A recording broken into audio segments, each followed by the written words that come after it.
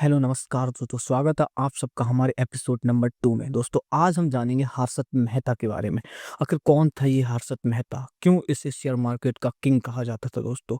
आखिर कौन था और क्यों इतना बड़ा इसने स्कैम किया था दोस्तों? बहुत ही बड़ा स्कैम किया था हर्षद मेहता ने दोस्तों। पूरी ज़िंदगी के बारे में आज जानेंगे, इनकी रियल स्टोरी। आखिर कौन था हर्षद मेहता दोस्तों?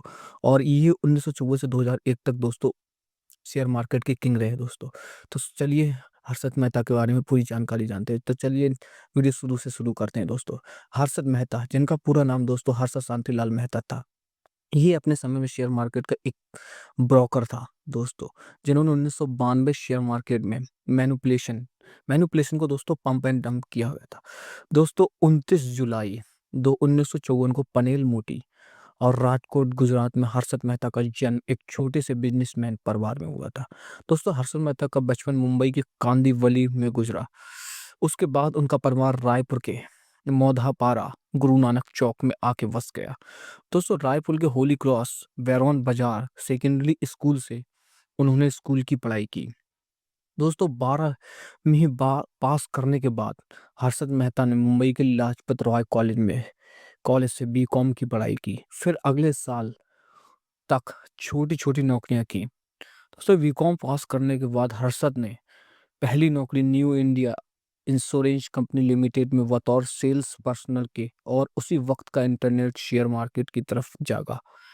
और अब उसने नौकरी छोड़ हरजीवन दास नेमी दास सिक्योरिटी नाम की ब्रोकेज फर्म में बतौर जावर नौकरी ज्वाइन कर ली और प्रसन्न परजीवन दास को अपना गुरु मान लिया दोस्तों प्रसन्न परजीवन दास के साथ काम करते हुए हर्षद मेहता ने स्टॉक मार्केट के हर पैंतरे सीखे और 1984 में खुद की grow more research and assistant management नाम की कंपनी की शुरुआत की और बॉम्बे स्टॉक एक्सचेंज में बतौर ब्रोकर मेंबरशिप ले ली। और यहाँ से शुरू हुआ स्टॉक मार्केट का उस बेताज बादशाह का सफर, जिसे आगे चलकर स्टॉक मार्केट का किंग कहा गया दोस्तों हर्षद मेहता ने एक बहुत ही बड़ा घोटाला किया था दोस्तों। ये घोटाला उन्होंने किस तरीके से किया था, सब कुछ बताएंगे दोस्तों। तो दोस्तों 1990 के दशक में हर्षद मेहता की कंपनी में बड़े निवेशक पैसा लगाने लगे थे, मगर जिस वजह से हर्षद मेहता का नाम स्टॉक मार्केट में छाया, वो एसीसी यानी एसोसिएट सीमेंट कंपनी में उनका पैसा लगाना शुरू किया। हर्षद मेहता ने एसीसी के पैसा लगाने के बाद मानो एसीसी के भाग ही बदल गए, क्योंकि एसीसी का जो शेयर 200 रुपए का था दोस्तों, उसकी कीमत कुछ ही समय में 9,000 हो गई। 1990 तक आते-आते हर्षद मेहता का नाम बड़े अखबार, मैगज़ीन के कवर पेज पर आए दिन आने लगा दोस्तों स्टॉक मार्केट में हर्षद मेहता का नाम बड़े अदब से लिया लिया जाने लगा। दोस्तों हर्षद मेहता के 1,5500 स्क्वायर फीट के केसी फेसिंग पेंट हाउस से लेकर उनकी महंगी गाड़ियों के शौक तक सबने उन्हें एक सेलिब्रिटी बना दिया। दोस्तों ऐसी पहली बार हो रहा था कि कुछ छोटा सा ब्रोकर लगातार इतना इन्वेस्टमेंट कर रहा है और हर इन्वेस्टमेंट के साथ करोड़ों कमा रहा है। बस इसी सवाल ने हर्षद मेहता के अच्छे दिनों को बुरे दिन में तब्दील कर दिया। सवाल था आखिर हर्षद मेहता इतना पैसा कहाँ से ला रहा है दोस्तों? तो दोस्तों 1992 में हर्षद मेहता के इस राज में टाइम्स ऑफ इंडिया की पत्रकार सुचेता दलाल ने इस राज का पर्दाफाश किया। सुचेता दलाल ने बताया कि हर्षद मेहता ने बैंक से एक 15 दिन का लोन लेता था और स्टॉक मार्केट में लगा देता था। साथ ही 15 दिन के भीतर वो बैंक को मुनाफे के साथ पैसा लौटा देता था। मगर कोई भी 15 दिन के लिए लोन नहीं देता, मगर हर्षद मेहता बैंक से 15 दिन का लोन लेता था। हर्षद मेहता एक बैंक से बी फेक बीआर बनवाता, जिसे बाद उसे दूसरे बैंक से आराम से पैसा मिल जाता था।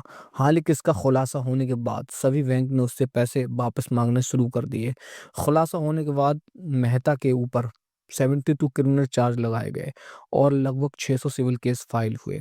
इसके अलावा हर्षद मेहता इनसाइडर ट्रेडिंग भी करता था दोस्तों, जैसे कि किसी कंपनी के छोटे एम्प्लॉय से कंपनी की सीक्रेट जानकारी हासिल कर उस कंपनी के शेयर को ऊपर नीचे ले जाता था। आपको बता दें कि इनसाइड ट्रेडिंग एक अपराध है, फिर भी हर्षद मेहता इस ट्रेडिंग से बड़ी चालाकी से करता था दोस्तों। आखिर इसने घोटाला कैसे किया दोस्तों हालांकि इन सब के बावजूद हर्षद मेहता का मन नहीं माना। वो अखबार में एडवाइजरी कॉलम लिखने लगा कि आप इस कंपनी में इन्वेस्ट करें और आपका फायदा होगा। इस कंपनी में ना करें, इससे नुकसान होगा। बाद में पता चला कि मेहता सिर्फ उस कंपनी में पैसा लगाने की एडवाइस देता था जिसमें उसका खुद का पैसा लगा हुआ है। दोस्तों, हर्षद मेहता ने प्रधानमंत्री नरसिम्हा राव पर भी घोटाले के आरोप लगाए थे। हर्षद मेहता ने 1993 में पूर्व प्रधानमंत्री उस वक्त कांग्रेस के अध्यक्ष पीवी नरसिम्हा राव पर केस से बचने के लिए 1 करोड़ घूस लेने का आरोप लगाया था दोस्तों। हालांकि पर्याप्त सबूत न होने के कारण सरकार द्वारा इसे इसे सिरे से खारिज कर दिया गया था दोस्तों।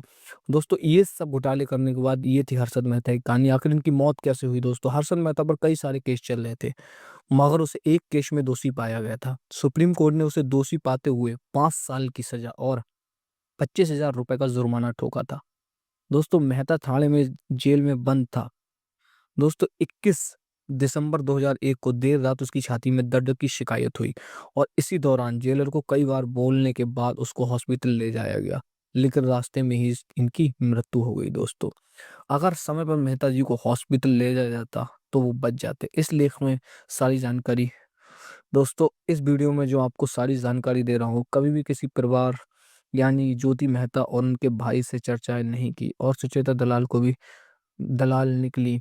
उसने भी केवल अंग्रेजी अखबार डी में काम करने के कारण विदेशी आकाओं की सुनी और अच्छे खासे व्यक्ति को जेल में डलवा दिया और वही समय पर उपचार न मिलने के कारण उनकी मृत्यु हो गई। तो ये थी दोस्तों एक हर्षद मेहता की कहानी, एक स्टॉक ब्रोकर किंग की कहानी दोस्तों। तो वीडियो अच्छी लगी हो तो चैनल को सब्सक्राइब करो।